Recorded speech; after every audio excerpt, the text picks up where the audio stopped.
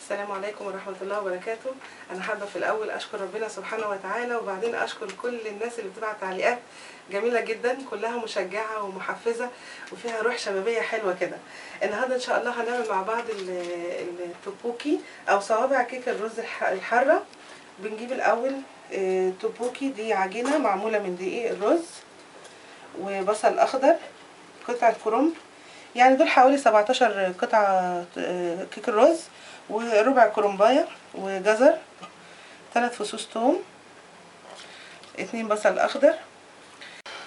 الشوربة دي بقى عبارة عن قشر جمبري بحتفظ بيه، كل ما عاوز اعمل اكل كوري فيه اساس بحريات بعمله بيه، لان هم اصلا بيحطوا الانشوجه الصغيره المجففه ودي مش متوفره هنا، لكن قشر الجمبري فعلا بيديني نفس النتيجه، مش فارق عنها كتير. بحتاج معلقتين كوتشوجان، هي الكميه دي بتحتاج 4 معالق كوتشوجان، بس انا بحط معلقتين كوتشوجان او معجون الشطه الكوري، ومعاهم معلقتين كاتشب عشان ما يبقاش حراق قوي علينا. عايزين سمسم للتجميل، شويه فلفل اسود بنحطهم عشان طعم الشوربه، سكر وشطه، وده عسل الجلوكوز، ده الاسم التجاري بتاعه عندنا هنا عسل الجلوكوز، وما لقيناهوش ممكن نحط عسل ابيض عادي جدا مفيش مشكله.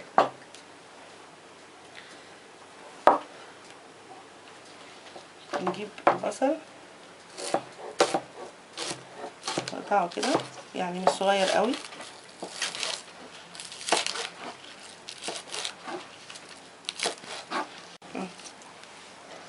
نحطه كده. نجيب الكرنب، نشيل لو في قطعة كبيرة زي كده نتخلص منها، القطعة التخينة. ده كرنب بلدي عادي من بتاعنا، ونقطعه بقى ايه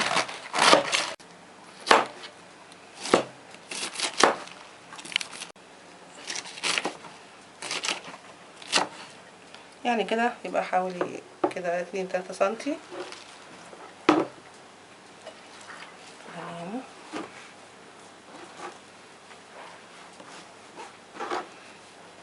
نجيب بقى الجزر قطعها نصين، نحط الجزر وكده. قطعنا البصل والكرنب والجزر، 3 فصوص توم،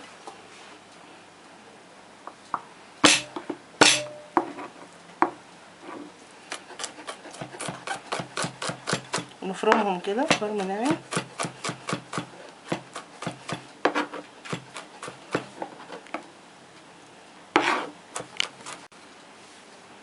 نحطهم. صوابع الرز دي طويله شويه، فهنحاول ان احنا نخلي كل واحده 2 كده، يعني بحيث انها ايه ممكن ان احنا نقطمها، ولو في واحده لازقه في التانية نفكها كده من بعضها كده، مفيش مشكله كده. نقطع كده. خلاص قطعنا التبوكي، يعني قطعه كده على قد ما نقدر ان احنا ناخدها مره واحده بس. نروح بقى هنحط بقى كده طاسه على النار او حاجه غويطه، ونحط فيها 3 كوبايات شوربه. قلنا دي شوربه قشر الجمبري، بس ممكن نحط ميه لو مفيش. ما نحاولش ان احنا بقى نحط مكعب مرقه او اي حاجه، لا هيدي طعم تاني خالص، فيستحسن بلاش. لو مفيش شوربه نعمل ميه عادي مفيش مشكله. ونبتدي بقى نضيف لها بسم الله معلقتين معجون الشطه الكوري او الكوتشوجان، معلقتين كبار. اللي يحب يحط 4 معالق كوتشوجان مفيش مشكله، بس بيبقى بصراحه حراق جدا يعني. ومعلقه كبيره كاتشب، ومعلقه صغيره شطه، معلقه صغيره سكر، دي معلقتين كبار عسل جلوكوز او معلقتين عسل ابيض مفيش مشكله.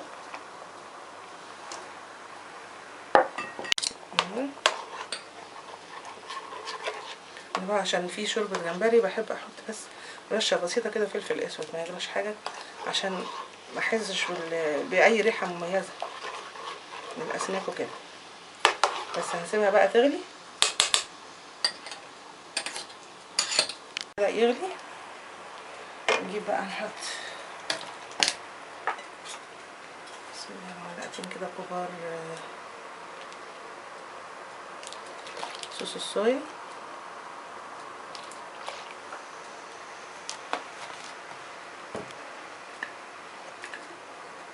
ومعلقه واحده زيت سمسم.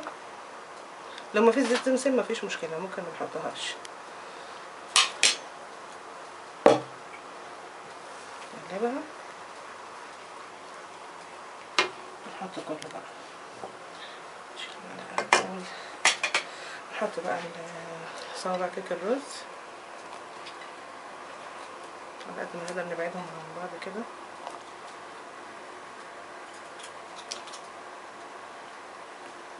نحط الكرنب والبصل والجزر وكل حاجة والثوم.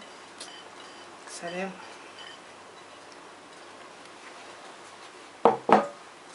ونقلبهم كده، نبدأ نقلبه كده. هنلاقي ان الصوص بدأ يتخن. العسل الجلوكوز او العسل الابيض لما بيكون فيه بيديله سماكه وبيديله طعم. كمان النشا اللي بينزل من صوابع الرز بيتخن وبتبقى صوابع الرز والخضار كله يستوي مع بعض. نسيبه كده، هياخد منه، مش هياخد وقت كتير ان شاء الله. زي ما احنا شايفين كده حوالي 10 دقايق مش اكتر من كده. اعرف ازاي انه استوى. اولا الصوص زي ما انتم شايفين ان هو تكثف قوي. نجيب معلقه وناخد واحده من البوكي. الخضار قل وحجمه قل وبدأ يظهر صوابع الرز. طالما اتقطعت بسهوله كده يبقى خلاص ايه يعني. بص كده تبقى استوت. احنا ما حطيناش ملح خالص في الاكله دي. الصويا صوص كان فيه ملح وده كفايه قوي بالنسبه لنا. هنغرفها بقى.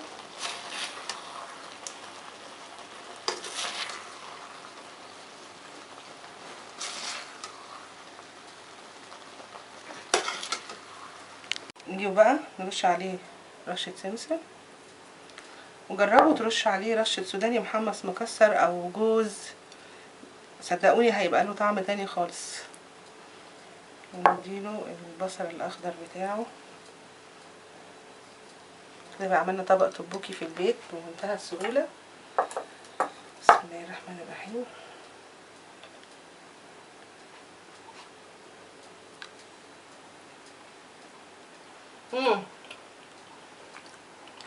تحية كوريا. يا رب يعجبكم. انا غادة ياسين.